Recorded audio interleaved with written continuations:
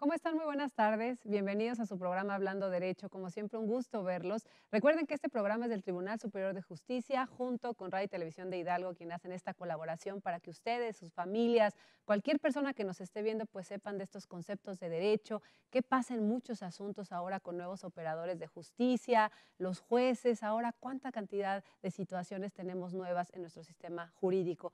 Recuerden que estamos en redes sociales, tenemos a gente muy experta, de verdad que tenemos realmente a la gente que está realizando todos estos procedimientos, por lo que si usted tiene una duda, aproveche este programa, obviamente con nuestra titular, la magistrada Blanca Sánchez Martínez, presidenta del Tribunal Superior de Justicia, quiere que ustedes y sus familias de verdad sepan qué es lo que está pasando al interior del Poder Judicial de nuestro estado. Entonces estamos en redes sociales, en Facebook y en Twitter. En Facebook estamos en Hablando Derecho y en Twitter @habla_derecho. Pues como siempre, un gusto en estos fríos días, iniciando en este año. ¿Cómo estás, Saúl? Muy buenas tardes. Hola, ¿qué tal, Isabel? ¿Cómo Muy estás? bien, Muy buenas gracias. tardes. Amigos del auditorio, bienvenidos una vez más a su programa Hablando Derecho.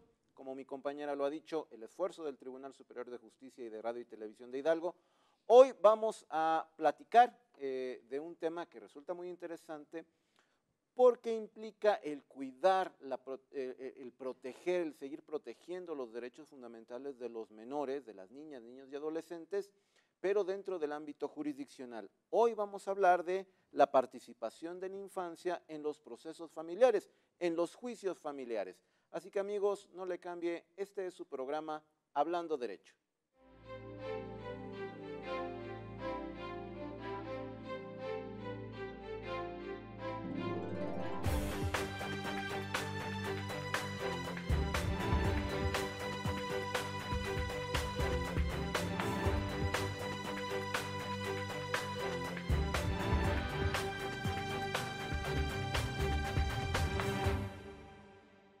Bueno, como ya bien dicho mi compañero Saúl, pues ustedes saben de la enorme importancia que tiene la participación de las niñas, niños y adolescentes y ahora las reglas que se debe tener al interior de estos juicios, tanto familiares como penales o en cualquier materia.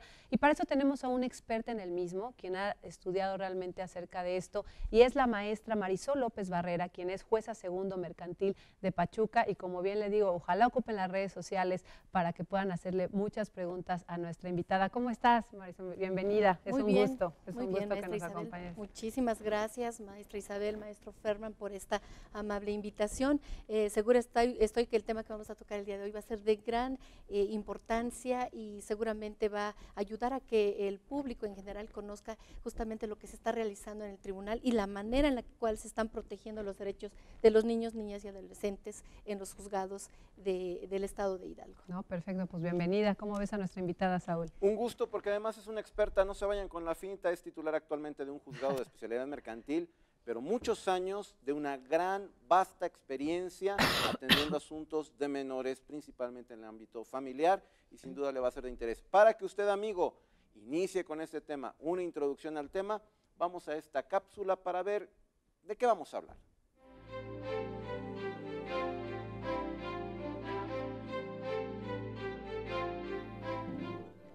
La Constitución Política Mexicana plantea en los párrafos 8, 9 y 10 del artículo 4 el principio del interés superior de la infancia que deberá considerar el Estado en todas sus acciones y políticas públicas en materia de niños, niñas y adolescentes, los deberes y obligaciones de quienes los tienen a su cargo y cuidado, así como la participación y el principio de coadyuvancia de la sociedad civil en la materia. Los ascendientes tutores y custodios tienen la obligación de preservar y exigir el cumplimiento de estos derechos y principios. El Estado otorga facilidades a los particulares para que coadyuven al cumplimiento de los derechos de la niñez. Los niños, las niñas y los adolescentes son sujetos de derecho y están protegidos por la legislación, los organismos gubernamentales, los integrantes de la familia y la sociedad civil, quienes deben respetar, garantizar, desarrollar y aplicar día a día los contenidos de la Constitución, la ley y la Convención sobre los Derechos del Niño en todos los ámbitos de su vida, en particular en la familia. En todas las medidas concernientes a los niños que tomen las instituciones públicas o privadas del bienestar social, los tribunales, las autoridades administrativas o los órganos legislativos, una consideración primordial es que se debe atender el interés superior del niño.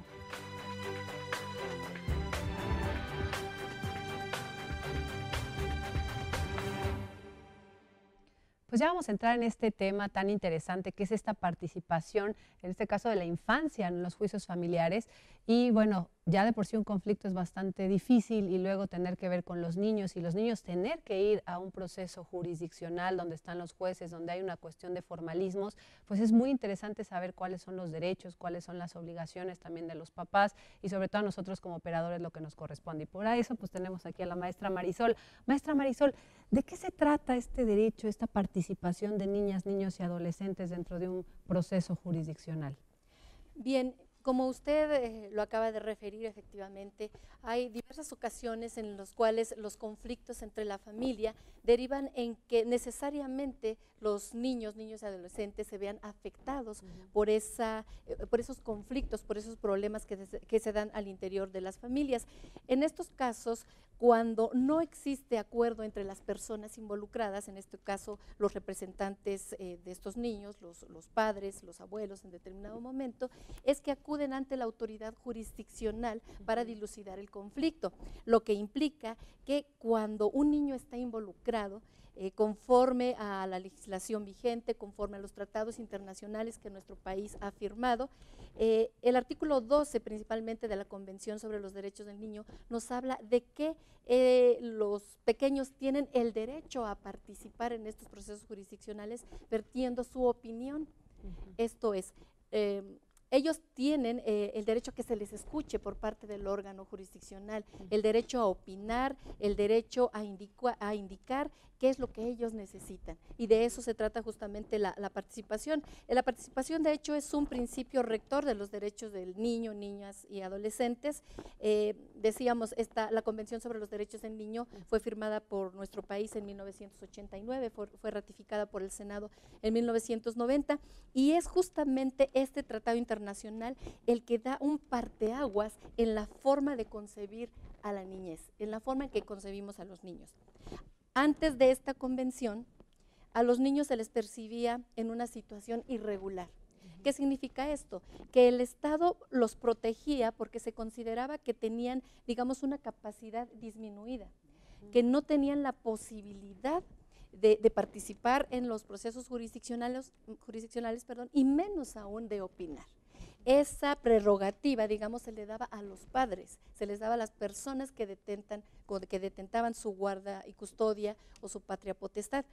Pero con esta convención, lo que ocurre es de que se concibe a los niños, niñas y adolescentes como un sujeto de derecho, como personas que deben ser protegidas de manera integral por el Estado. Entonces, de esta situación irregular, ahora la teoría, digamos, que está en boga conforme a la Convención de los Derechos del Niño y en general todas las legislaciones protectoras de la infancia, es justamente esta visión de que son sujetos de derechos y que además debe respetarse de manera integral todos estos derechos, sin que uno sea mayor que otro, pero sí procurando que uno no socave al otro. Claro, sobre todo, bueno, como usted bien refiere, que ya afortunadamente pueden participar y que se les tome en cuenta su opinión y ya como un derecho, como usted bien lo ha referido, en razón de que les afecta demasiado la resolución que se vaya a establecer por parte del juez. El juez merece conocer también cuál es la opinión de este niño o de esta niña o de este adolescente.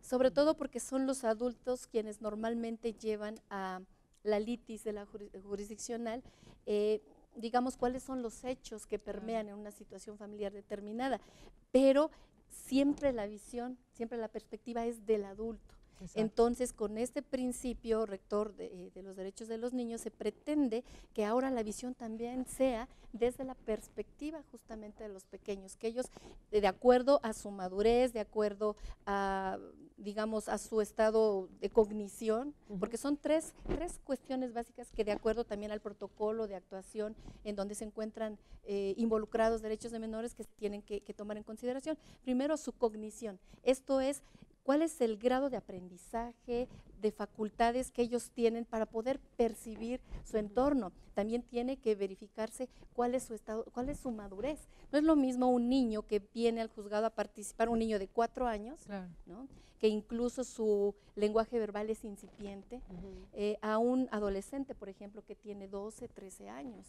Entonces, es justamente estas dos situaciones que tiene que tomar en consideración el juzgador: su edad, su madurez, y tomando en consideración, digamos, su cognición y esta capacidad de poder discernir lo que está ocurriendo en el conflicto en el cual él se encuentra inmerso. Okay. Muchas gracias. Es decir, vamos a hacer tangible este derecho de los menores a través de su participación en los procesos.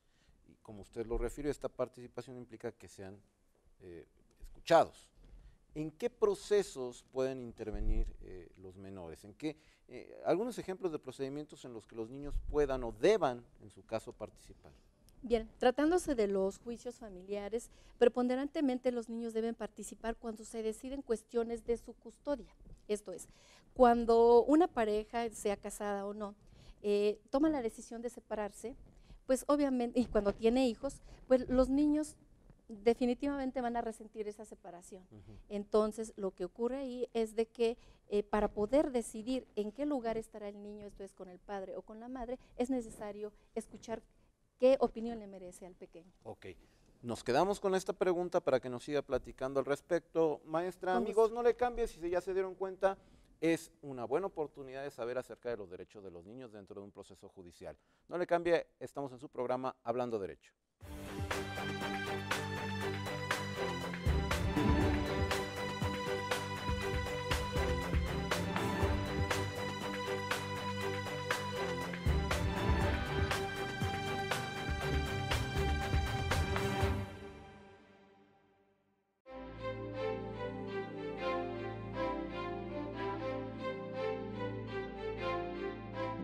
El principio de protección integral del menor corresponde al conjunto de normas de políticas públicas que consideran al niño, niña o adolescente como un sujeto activo de derecho hasta que se cumpla la mayoría de edad.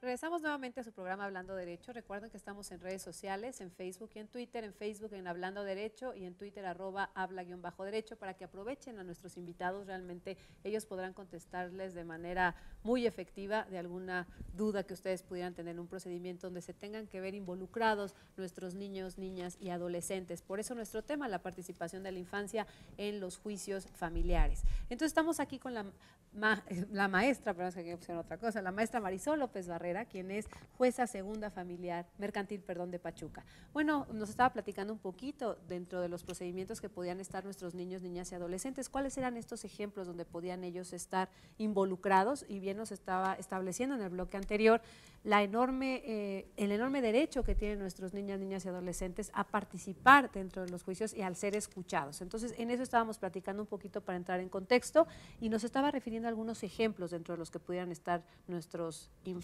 los niños, ¿no?, en estos casos. Claro, sí, hablábamos acerca de los juicios de custodia cuando los padres se encuentran separados. Entonces es necesario decidir con quién van a vivir los pequeños. En estos casos es cuando se pide al menor, mediante una entrevista, se convoca para efecto de que acuda y que él prácticamente dé, digamos, la perspectiva que tiene respecto al problema en el cual se encuentran involucrados sus padres.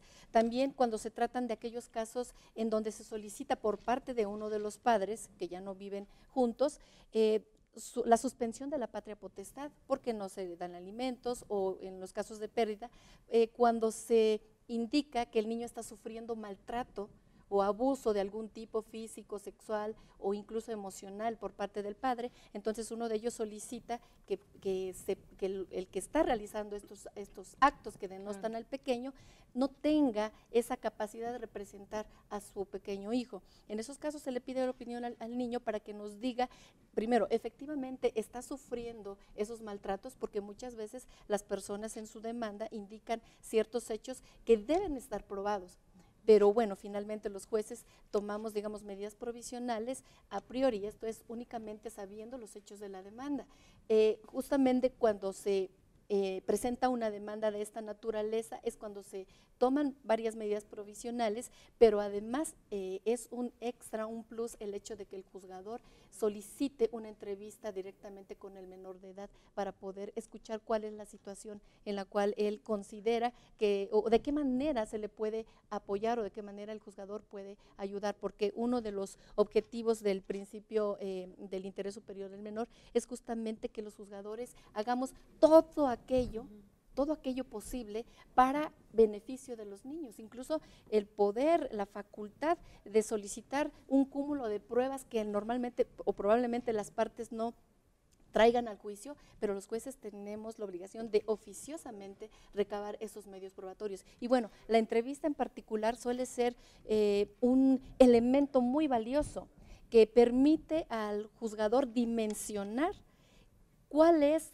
digamos, la postura de los padres, pero también el niño, qué papel está jugando en ese conflicto. Entonces, en todos aquellos juicios de custodia, de suspensión de patria potestad, de pérdida de patria potestad, también cuando se solicita la convivencia, esto es, ya está definida la custodia, digamos, el niño vive con el papá o con la mamá en su caso, el que no tiene la custodia tiene el derecho a convivir con su hijo, pero además, si nosotros atendemos al interés superior del menor, es más que nada un derecho del niño de poder interactuar con su padre o con su madre, para que no se rompan esos lazos afectivos. En ese caso, la convivencia es un medio para preservar esos lazos emocionales con los padres, y cuando se solicita la convivencia por parte de los papás, se le llama al niño para preguntarle en primer lugar que si quiere convivir con el papá, porque muy posiblemente se dan algunos casos en los cuales el padre no se ha preocupado por tener un acercamiento con el niño.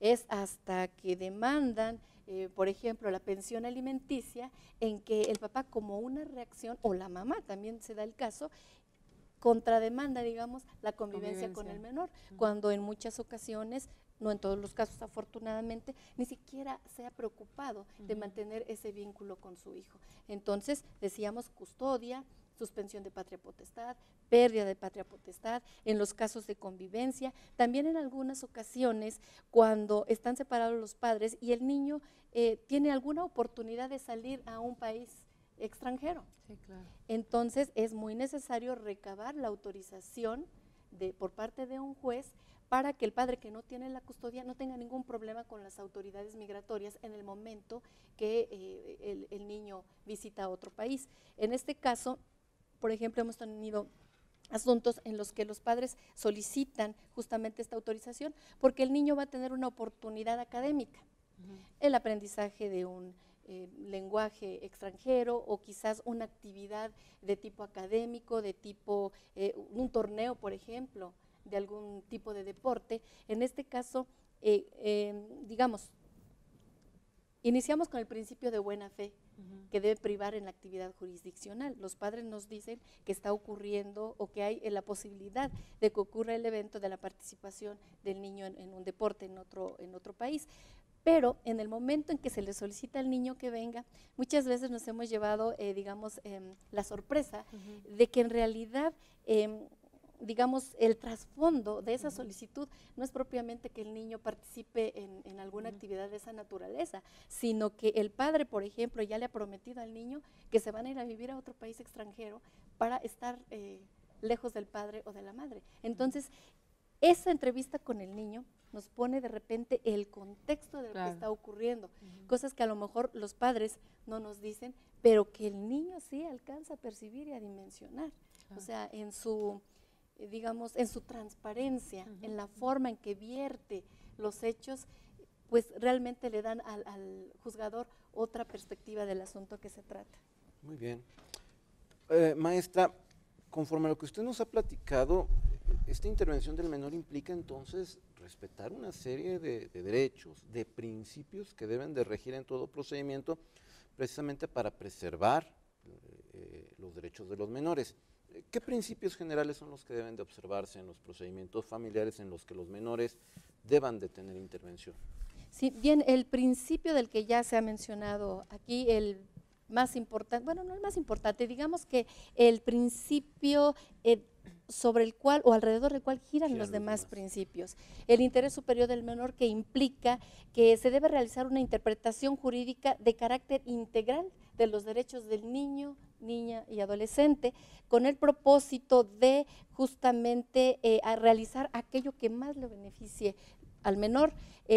Incluso la autoridad, como ya también se dijo, tiene la facultad de actuar más allá de lo que piden las partes con el propósito de proteger a los menores. Perdón que le interrumpa, licenciada, este principio es fundamental. Y muchas veces en la práctica, en los procedimientos, los abogados, las partes lo invocan constantemente. Es que atendiendo el interés superior de mi hijo, no le dejes convivir. Es que atendiendo el interés superior de mi hijo, déjame convivir. Realmente recalcar en el postulante, en las partes, ¿qué significa este principio? Sí, o sea, nosotros como autoridad judicial nos abocamos como primer interés a proteger al menor. Y usted lo mencionó muy bien, hay una palabra clave en esto, un desarrollo integral para el menor. Así es, se debe precaver la autoridad de que ese beneficio sea para el niño, no para las partes. Justamente en muchos procedimientos jurisdiccionales se invoca este principio como una forma, digamos, de desatar un nudo que de repente implica el hecho de ofrecer pruebas que a lo mejor no son apropiadas o que son ociosas.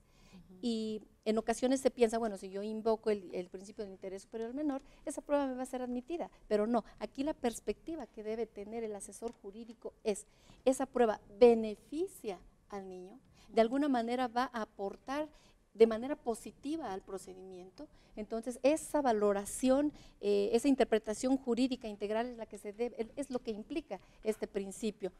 También tenemos el principio de no discriminación, que implica que debe de darse a los niños, niñas y adolescentes un trato igual en el procedimiento jurisdiccional, sin importar su raza, su color de piel, su sexo, el idioma que ellos hablan, la religión, el origen étnico, la posición económica. O sea, el trato debe ser no diferenciado. En todo caso, si se le da un trato especial, será a favor del menor. Por ejemplo, tratándose de un niño que tiene capacidades diferentes o que no sabe, por ejemplo, o que no puede hablar, que no puede caminar, pues obviamente nosotros tenemos como jueces tomar en consideración que si el niño no puede comunicarse de manera verbal, bueno, pues debemos traer a un intérprete o una persona que normalmente se encarga de su cuidado para que nos sepa decir qué es lo que está comunicando el pequeño en ese momento. Tratándose de un niño que, por ejemplo, no se puede desplazar por su propio pie, pues también debemos tomar en consideración hasta qué punto ese pequeño puede trasladarse al juzgado para que justamente el juez esté en posibilidad de escucharlo. Entonces, de hecho, la corta edad no es una razón para que pueda descartarse su testimonio, ¿no? Entonces, partimos de ese principio, no debe discriminarse a algún niño por alguna de esas categorías que se ha mencionado. Se le debe de tratar con respeto y con sensibilidad.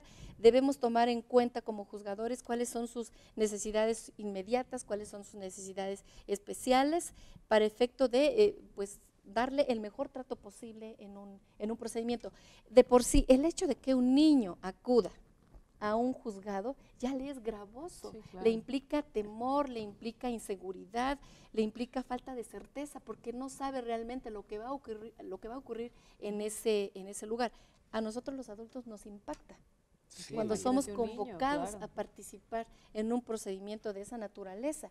Imaginemos lo que pasará en la mente de un pequeño que no alcanza a comprender la situación, sobre todo cuando son niños muy pequeñitos, su pensamiento es egocéntrico. Claro. O sea, ellos piensan que todo gira alrededor de su persona, claro. De tal manera que si hay, por ejemplo, mucha gente en un juzgado, es que toda esa gente viene porque seguramente están determinando qué hacer en el asunto que nos ocupa. Porque algo hizo mal, porque a lo mejor no se portó bien, porque vengo aquí, se le saca de un entorno de seguridad. Hasta la propia separación y eso es básico para tratar de que el menor realmente nos aporte datos útiles, el evitar esa situación de estrés en el menor. Así es. Maestra, vamos a un corte comercial. No se vaya, espérenos un ratito y seguimos en su programa Hablando Derecho. No le cambie, amigo, regresamos.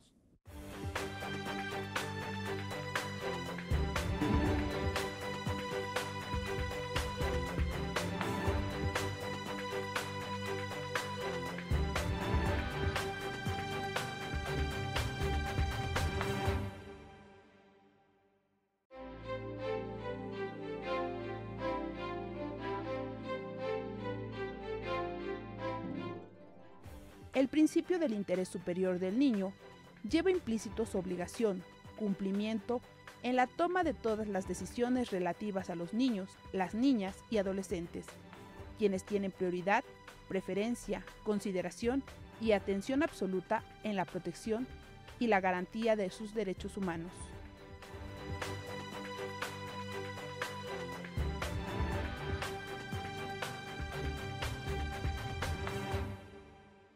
Regresamos nuevamente a su programa Hablando Derecho con el tema la participación de la infancia de los niños, niñas y adolescentes en los procedimientos familiares. ¿Qué pasa cuando tenemos conflictos familiares? Nuestros niños o niñas tienen que acudir a un sistema jurisdiccional, a un juicio frente a jueces. ¿Qué pasa con nuestros niños y niñas? ¿Cuáles son sus derechos?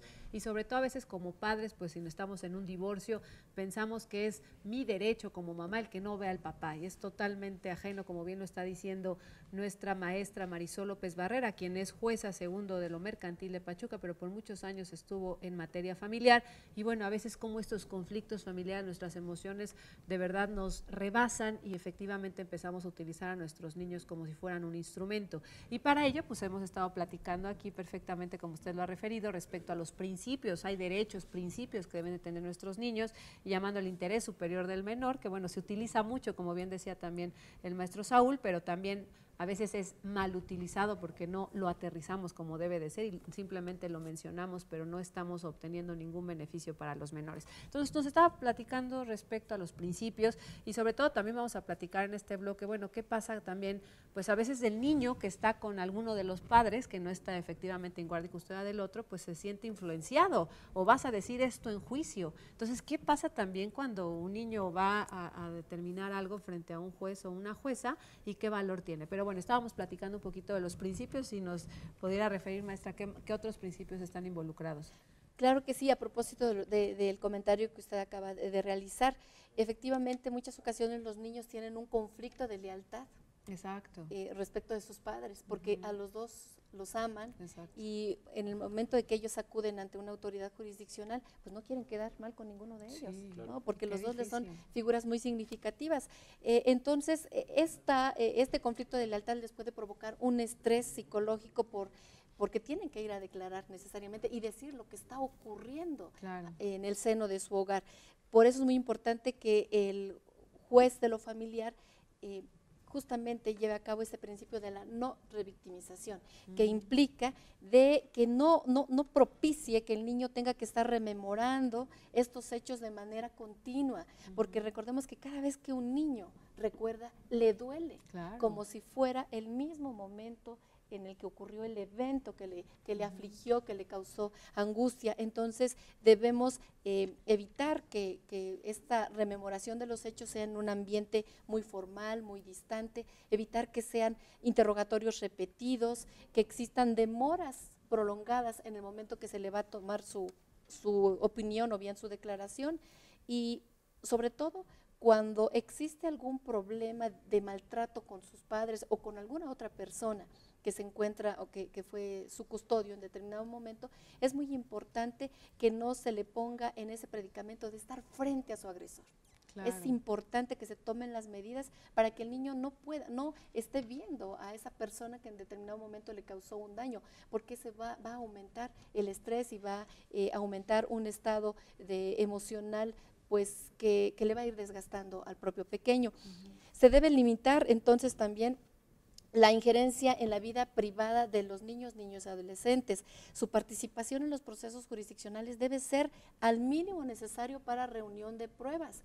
Esto es, debemos evitar que la participación del niño sea, o que un niño sea llamado y que esa entrevista no nos sirva para nada. Por ejemplo, en un caso de alimentos, ¿qué caso tendría que yo le diga, que yo cite a un niño a una entrevista para que me hable de qué? De que su padre o que su madre no le dan aquello necesario para su sustento. O sea, esto sería un conflicto únicamente entre personas adultas, entre sus padres. Claro. Yo considero que nada abonaría, por ejemplo, una declaración del niño en estas circunstancias, respecto a que si el papá le da o no alimentos, bueno, finalmente son documentales o son otro tipo de pruebas que pueden abonar al procedimiento y no necesariamente la intervención del niño. Debemos limitar la injerencia para efecto de que no se revictimice al pequeño o sea ociosa simplemente su participación. Debe protegerse su intimidad.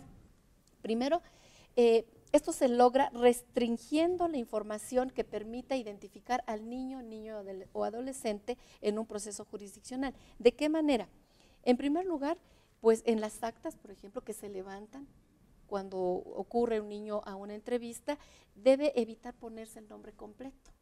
Por ejemplo, se puede utilizar un seudónimo, puede utilizarse sus iniciales, puede utilizarse un número, de manera tal que aquella persona que tenga a la vista el expediente no pueda identificarlo, porque esto pues obviamente exactamente le provoca al niño una intromisión en su intimidad. También debe evitarse la concurrencia y entrada de personas que no sean necesarias en una audiencia. Claro. O sea, en una diligencia, tratándose de materia familiar, desde luego debe estar el juez, debe estar el representante social, el niño. Es muy importante preguntarle al niño si quiere participar él solo o si necesita el apoyo de un adulto en ese momento. Y también en determinados momentos donde hay un conflicto muy grave, en donde el niño ha sufrido una afectación emocional muy fuerte, muy severa, es necesario también la asistencia de un psicólogo. Pero, por ejemplo, que estén el tío, el abuelito, sí, claro, el primo, el amigo, o personas que acuden a la diligencia, que no tienen una participación directa, es mejor que se queden, digamos, en la sala de junto, claro, y que no estén, digamos, en determinado momento en un contacto directo con el niño, porque eso le va a provocar aún más ansiedad, el hecho de que todas estas personas que están aquí es por mí, y seguramente alguno de ellos lo van a meter a la cárcel. Entonces, debemos proteger la intimidad del niño también, evitando que estén personas que no van a participar en la diligencia. La no publicidad también es muy importante, porque no puede darse a conocer información respecto del niño sin previa autorización del tribunal, y siempre que eso sea preciso o que le sea beneficioso al pequeño. De otra manera debemos evitar que estén personas, digamos, ajenas en unas audiencias. Sabemos que las audiencias son públicas, pero en especial por regla general, pero tratándose de la materia familiar, bajo este principio de protección a la intimidad y de no publicidad, debemos ser muy cautos en preservar justamente la intimidad del pequeño para que no se vea afectado. Okay.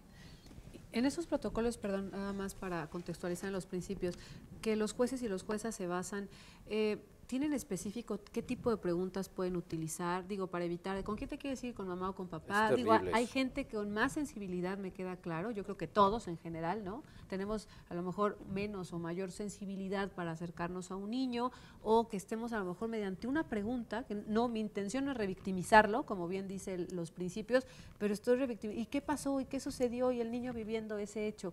¿Se basan en algún protocolo? ¿Qué pasa para poder también determinar la labor de nosotros como autoridades? Bien, sí, justamente existe el protocolo de actuación en casos en donde se dilucidan asuntos relativos a intereses de niños, adolescentes, que editó la Suprema Corte de Justicia de la Nación. Desde luego ese es un instrumento muy valioso que ayuda a los juzgadores para poder llevar a cabo o para poder tomar determinadas medidas precisas. Aquí me da la oportunidad justamente para hablar de esas medidas en particular que debe asumir un juzgador para tomar la opinión de un menor de edad o su declaración. En primer lugar, este protocolo nos menciona que los niños deben estar asistidos por una persona que sea, ya sea su papá, su representante legal, pero también es fundamental que exista un asesor jurídico. Cuando las partes han contratado los servicios de un abogado, bueno, está suficientemente colmado ese requisito. Para el caso de que no tuviesen un asesor jurídico, debe llamarse la participación de un defensor de oficio. Deben contar con asesoramiento y con una información adecuada. Esto es, los niños antes de participar deben hacérseles de su conocimiento a qué lugar van a ir, qué personas van a ver, cuál es la importancia de su dicho en ese procedimiento jurisdiccional, porque de otra manera van a llegar al recinto del juzgado y, a propósito de los comentarios que anteriormente mencionábamos, van a pensar que todas esas personas que a lo mejor van para otro tipo de asuntos relacionados con conflictos particulares que tengan, van a pensar que todas esas personas están ahí porque él hizo algo, No, sí, claro. porque seguramente él hizo algo inadecuado y todas esas personas están reunidas porque igual le van a imponer un castigo. Entonces, es muy importante decirle al niño con palabras llanas, en un lenguaje que él pueda entender: oye, mira, vas a ir tal día a un juzgado, es una oficina en donde te va a entrevistar una persona que es un juez o es una jueza en su caso, va a estar una persona a la que se le llama Ministerio Público. Esa persona se encarga de cuidar que los derechos de los niños sean protegidos.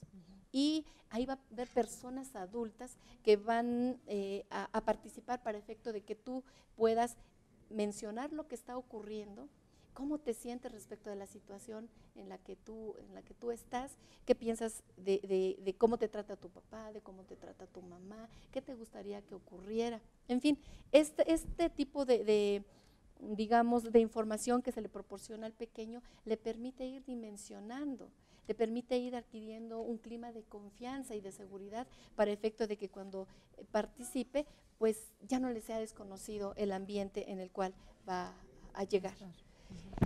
También,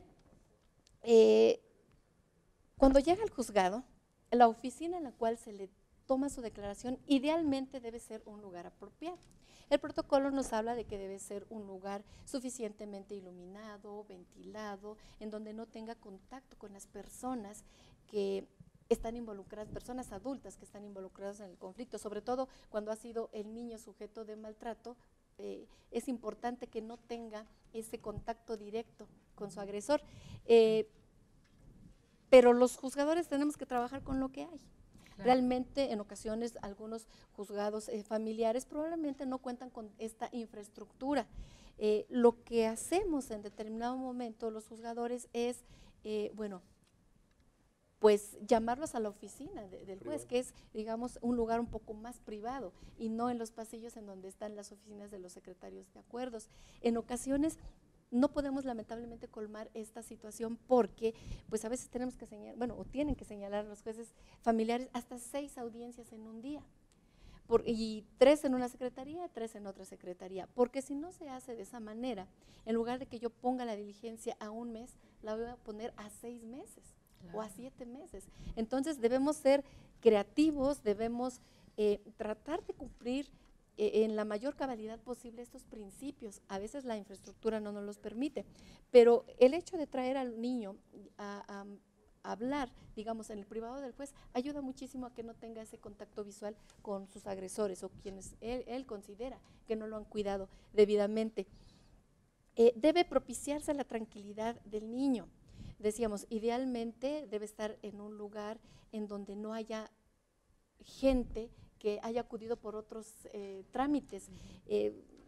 A veces no podemos cumplir a cabalidad, pero pues sí podemos mitigar esa ansiedad, por ejemplo, teniendo libros para colorear. En algunos juzgados, por ejemplo, de la Ciudad de México, nos han comentado que incluso tienen una sala de videojuegos.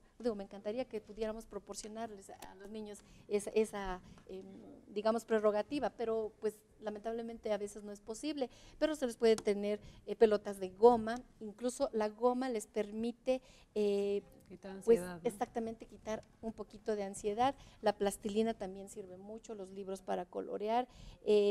A veces el Jenga, algún otro juego de mesa puede ayudar. Entonces, de repente, por ejemplo, tener una mesita pequeña con sillitas, o sea, los niños se sienten a su nivel, exactamente, no en una, porque a veces incluso no tenemos sillas suficientes, pero bueno, yo creo que sí podemos hacer un esfuerzo como juzgadores, ser creativos, aportar un poquito en ese sentido y llevar, por ejemplo, una mesita, unas sillas, para que los niños se sientan cuidados, se sientan en un ambiente más propicio. Muy bien.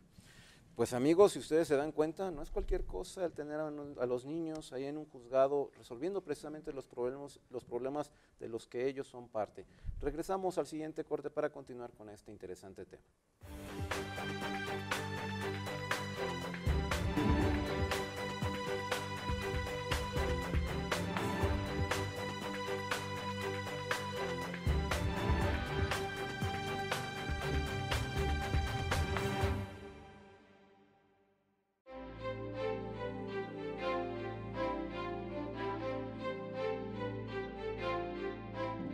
El Estado tiene la obligación de proteger a la familia como una asociación natural de la sociedad y como un espacio fundamental para el desarrollo integral de las personas. Las relaciones familiares se basan en la igualdad de los derechos y deberes, la solidaridad, la comprensión mutua y el respeto recíproco entre sus integrantes.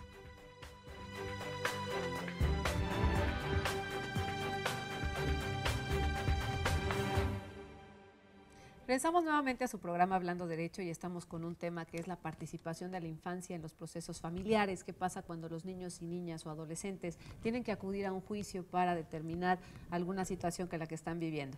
Bueno, pues entonces les recordamos que estamos con la maestra Marisol López Barrera, jueza segundo de lo mercantil de Pachuca, y también estamos en redes sociales para que cualquier pregunta todavía tienen este bloque para que las pueda resolver, en Facebook en Hablando Derecho y en Twitter @habla_derecho. Bueno, estaba platicando maestra respecto a las medidas que debe tomar el juez o la jueza cuando los niños están dando su declaración. Nos está hablando de todas estas medidas, pero no terminamos. ¿Qué otras medidas debe de tener en este caso dentro del sistema jurisdiccional?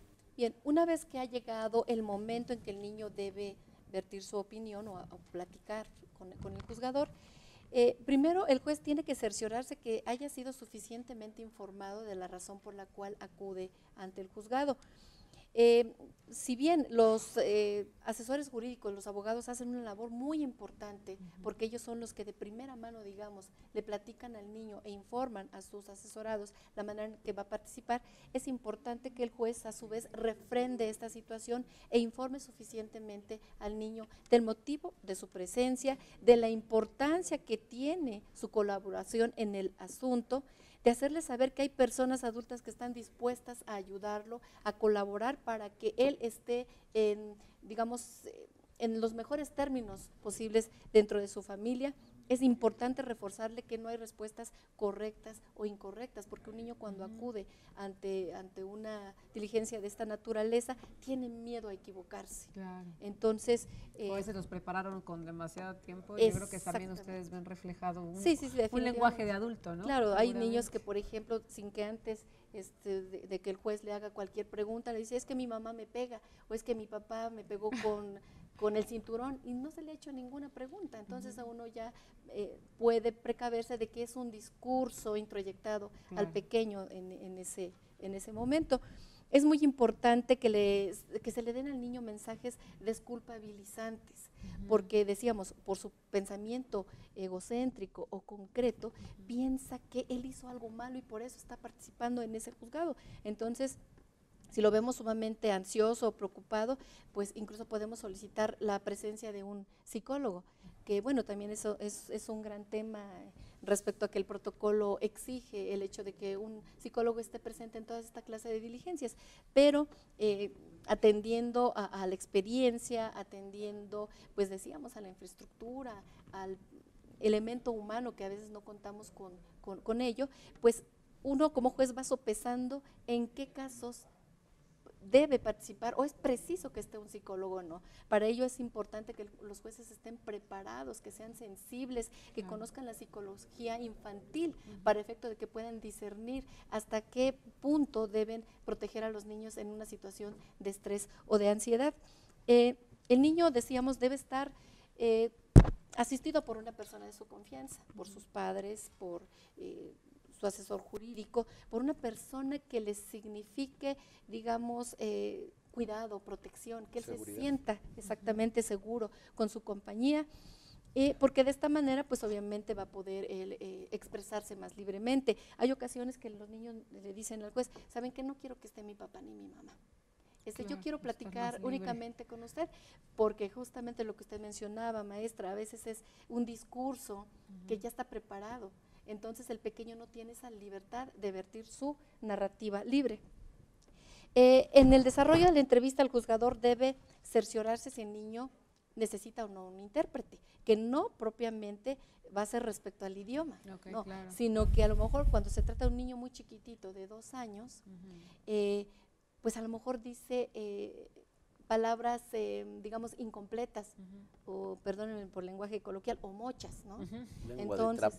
Exactamente. Entonces, a veces es el hermanito mayor el que nos dice, no juez, es que dice, Ota, está hablando de la pelota. Interpretando, claro, O dice claro. que Hugo, no se trata de Hugo, no, es que quiere jugo, ¿no? Ujú, sí, Entonces, claro. los niños, por ejemplo, los Tienen su hermanitos lenguaje. mayores nos pueden ayudar, en ocasiones los papás también Correcto. nos pueden ayudar a interpretar lo que está diciendo el niño. A un niño de esta edad, por ejemplo, de 2 años, que apenas empieza a desarrollar su lenguaje verbal, pues obviamente no le voy a hacer preguntas muy acuciosas o muy Claro. directas. Simplemente, probablemente lo único que puedo hacer como juzgador es observar. Claro. Observar si hace contacto visual con el padre, con la madre, si cuando el papá le da los brazos, por ejemplo, el niño accede a su compañía o lo rechaza. Y esa clase de situaciones, digo, no voy a poder tomarle una entrevista, pero sí sirve mucho al juzgador para verificar cuál es, digamos, el nivel de acercamiento o de interacción que hay del niño con sus papás.